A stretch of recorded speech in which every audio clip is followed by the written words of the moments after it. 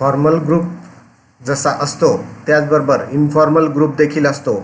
Informal groups within the formal structure of the organization there will be always be an informal structure. The formal structure of the organization and system of role and procedure will be augmented by the interpretation and development at the informal level. Informal groups are based on more and personal relationship and argument of the group's members than on define the role and relationships. They serve the satisfy psychological and social needs not related to necessary to the task to be the undertaken. Groups may be the device way attempt satisfy members affiliation and other social motivation that are the lacing in work situation especially in the industrial organization. Formal ग्रुपमध्ये ज्या पद्धतीने आपण बघितलं की एक शासकीय संस्थांमध्ये शैक्षणिक संस्था असतील, इस्पितळं असतील, शासकीय कार्यालय असतील, यात काही फॉर्मल पद्धतीने ग्रुप असतात आणि त्या ग्रुपमध्ये कार्य करण्याची पद्धती ध्येय उद्दिष्टांवर आधारित असते. त्याचबरोबर निमशासकीय संस्थांमध्ये देखील जे ग्रुप असतात त्यांना इन्फॉर्मल ग्रुप असं म्हणू शकतो किंवा निमशासकीय संस्थांमध्ये देखील फॉर्मल आणि इन्फॉर्मल दोघं पद्धतीचे ग्रुप असू शकतात. इन्फॉर्मल आणि फॉर्मलमध्ये फरक असा असतो की फॉर्मल ग्रुपमध्ये एकदा ग्रुप फॉर्मेशन झाल्यानंतर त्यांचे ध्येय उद्दिष्ट साध्य करण्यासाठी त्यांना कमिटेड राहावं लागतं. कोऑपरेशन आणि रिलेशनशिप हे त्यांचे बांधील असते. त्याचबरोबर इन्फॉर्मल ग्रुप जो आहे त्यामध्ये जर आपण बघितलं तर त्यांची आपापसातील सहसंबंध आणि कोऑपरेशन हे असतं, पण जर ते निस्तानुभूत झालं तर त्याचं ग्रुप मेंबरशिप ही कमी होऊ शकतो. साधारणतः इन्फॉर्मल ग्रुपमध्ये जे काही पर्सनल रिलेशनशिप आहे ते एक पद्धतीचे ॲग्रीमेंट असतं आणि ते ॲग्रीमेंट संपल्यानंतर तो इन्फॉर्मल ग्रुप जो आहे किंवा त्या गटातील गरजा असतील, सहसंबंध असतील किंवा ध्येय उद्दिष्ट असतील ते संपुष्टात आल्यानंतर तो ग्रुप जो आहे तो मोडकळीस येतो आणि ग्रुप संपतो. That is called as the informal group. अवैधानिक ग्रुप. फॉर्मल इज द वैधानिक ग्रुप. ते अवैधानिक ग्रुपमध्ये जे काही आंतरक्रिया प्रस्थापित होतात ह्या एकमेकांचा सॅटिस्फॅक्शन किंवा समाधानावर अवलंबून असतात. जर त्या गटामध्ये त्या सदस्याला समाधान नसेल तो गटातील सदस्य बाहेर पडू शकतो. त्याचबरोबर फॉर्मल इन्फॉर्मल ग्रुपसोबतच एक मॅनेज ग्रुप आहे. Number 3 manage group.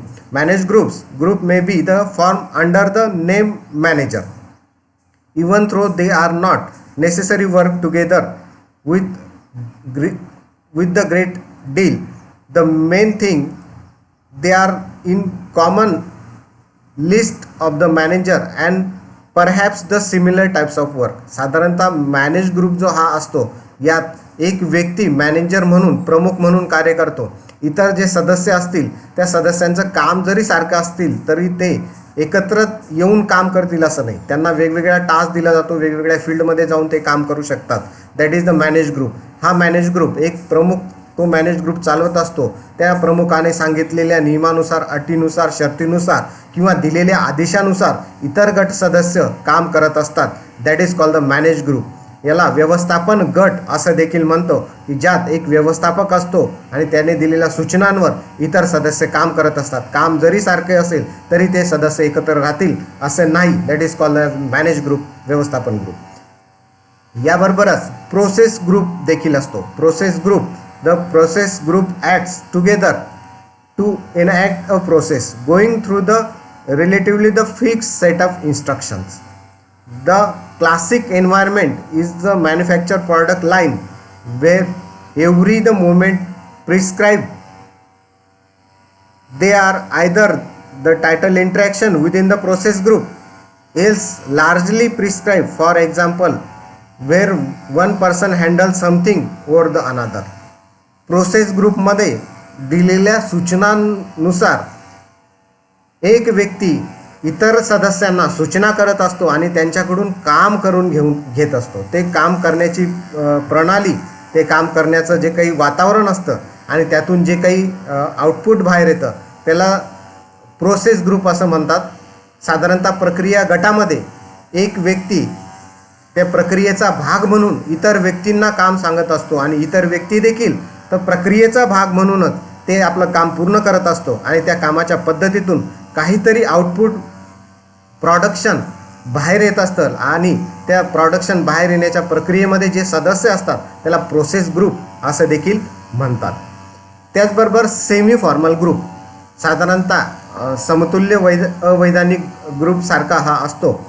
Semi formal group many groups acts with the less formality impartially where the power is distributed across the group, forcing a more collaborative approach that includes the negotiation rather than the command and control.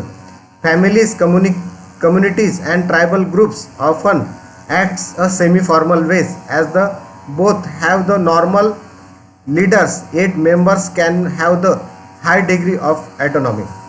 Semi formal ग्रुपमध्ये साधारणतः हा विविध क्षेत्रांमधील हा कौटुंबिक group असू शकतो, विविध जातींमधला ग्रुप असू शकतो, विविध घटकांमधील ग्रुप असू शकतो. यात थोडेफार नियम असतात, त्या नियमांच्या आधारावर तो गट कार्य करत असतो आणि त्या गटाच्या कार्यातून तो ग्रुप फॉर्म होत असतो. याची सदस्यत्व जी काही आहे ती बांधील नसते. यात विविध लोक ॲड होऊ शकतात, विविध लोक बाहेरही जाऊ शकतात, परंतु तो साधारणतः तेवढ्या कालावधीपुरता जो ग्रुप आहे त्यांचं काम संपल्यानंतर तो ग्रुप त्या गटाचं ध्येय उद्दिष्ट हे पूर्ती होऊ शकते. आफ्टर दॅट गोल ग्रुप, त्याला ध्येय उद्दिष्ट प्रेरित ग्रुप किंवा गट असं देखील आपण म्हणू शकतो. The goal group acts together to achieve the share objective and desire outcomes. Unlike the process groups there are no clear instruction and how they should achieve this, although they may be use process and methods of along with this way. As there are no details instruction, the members of the goal groups need to bring more intelligence, knowledge and experience the task. Goal group हा ध्येय प्रेरित असलेला गट असतो.